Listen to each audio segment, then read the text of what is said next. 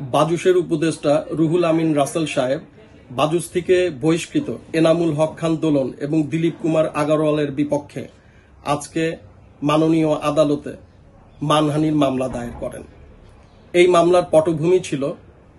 এনামুল হক খান দোলন এবং দিলীপ কুমার আগারওয়াল এই কমিটিকে অবৈধ কমিটি বলে বাইরে প্রচারণা চালাচ্ছিলেন এবং তাছাড়া বাংলাদেশ গভর্নমেন্ট স্বর্ণ ব্যবসায়ীদের কাছ থেকে যে ভ্যাট পেয়ে থাকেন এই ভ্যাট যাতে না দিতে হয় সেই জন্য বর্তমান কমিটিকে এনামুল হক খান দোলন এবং দিলীপ কুমার আগারওয়াল বারবার চাপ দেন যাতে গভর্নমেন্টের সঙ্গে আলোচনা করে এই ভ্যাটটি কমানো হয়। কিন্তু বর্তমান কমিটি গভর্নমেন্ট যাতে এই ভ্যাটটাই পায়, তাদের নির্ধারিত ভ্যাট পায়, সেই পদক্ষেপ নিলে পারে তারা দুইজন ক্ষিপ্ত হয়ে এই কমিটির বিরুদ্ধে বিভিন্ন কুৎসামূলক রটনা চালাতে থাকেন, কখনো লিফলেটের মাধ্যমে, কখনো বিভিন্ন মিডিয়াকে ব্যবহার করে তারা অনবরত এই মানহানির প্রচারণা চালালে আজকে